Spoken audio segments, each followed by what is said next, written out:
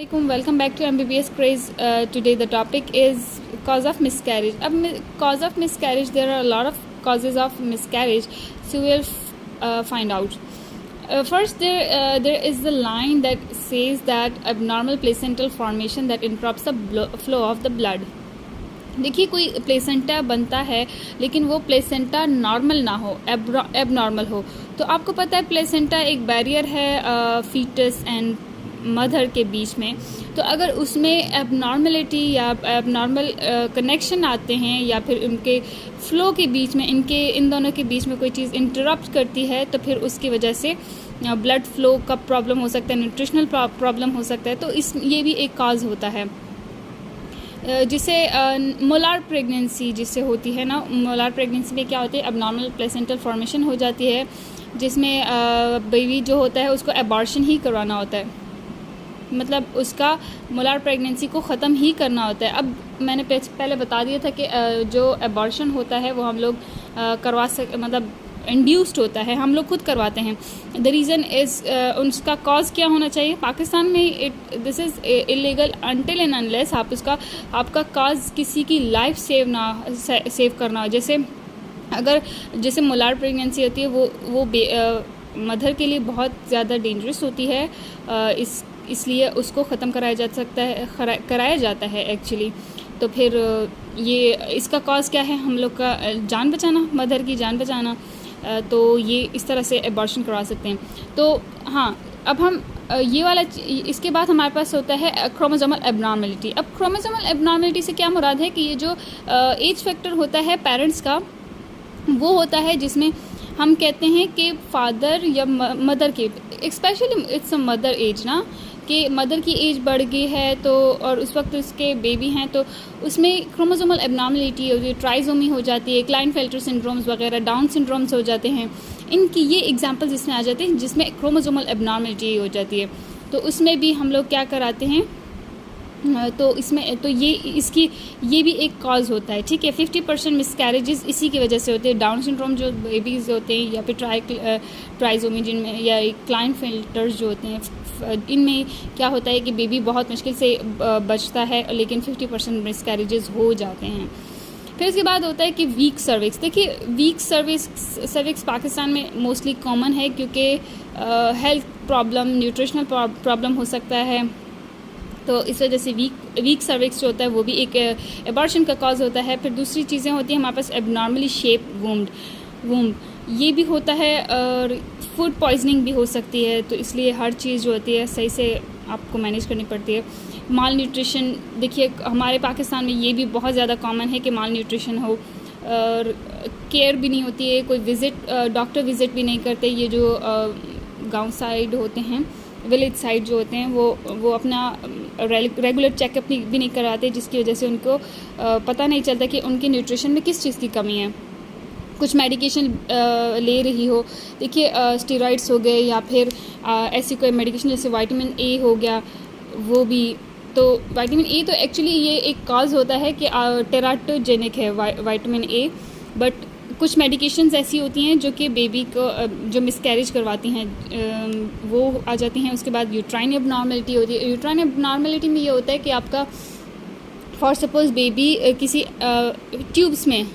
Tube baby जिसे हम कहते हैं, ट्यूब्स में जब वो बॉर्न हो जाए या कंसेप्शन वहाँ पे हो जाए तो उसमें मिसकैरेज हो जाता है.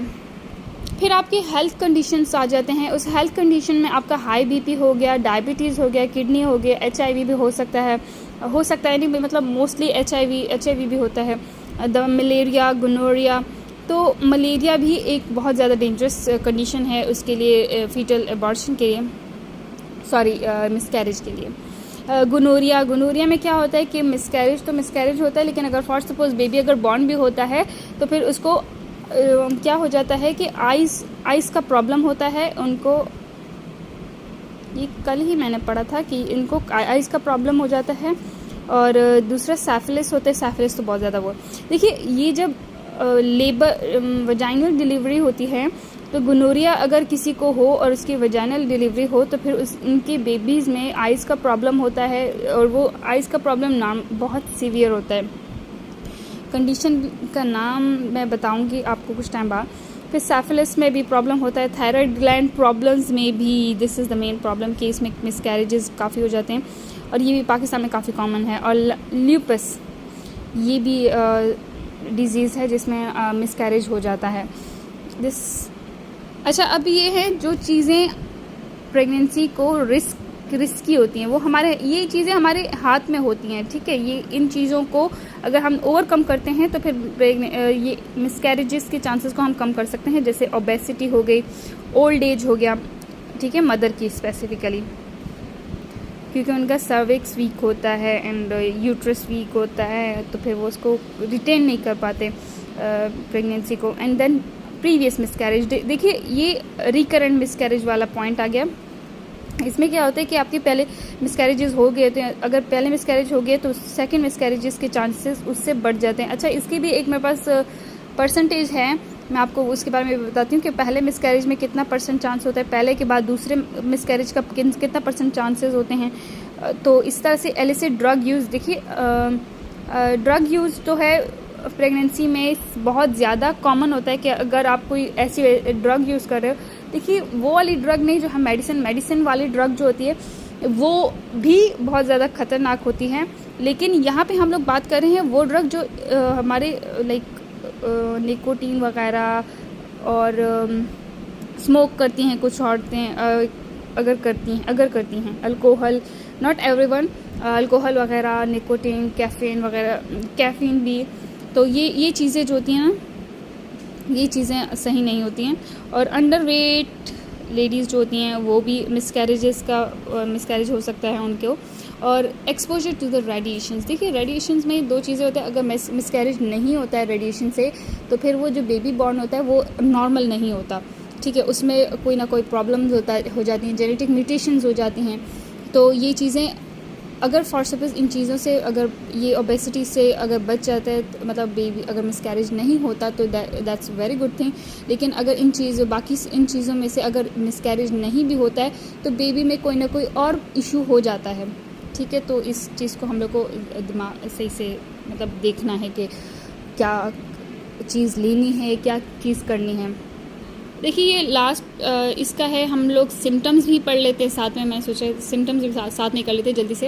अच्छा, सिम्टम्स में क्या होता है कि सबसे मोस्ट कॉमन सबसे पहला ही हमारे पास वजाइनल ब्लीडिंग होती है, बैक एब्डोमिनल क्रैम्प। जैसे देखिए ये जैसे ये इस तरह से, ये देखिए सबसे पहले वजाइनल ब्लीडिंग स्टार्ट होती है। अगर वजाइनल ब्लीडिंग स्टार्ट होती है तो इसमें थ्रेटन भी हो सकता है, दूसरा भी हो सकता है।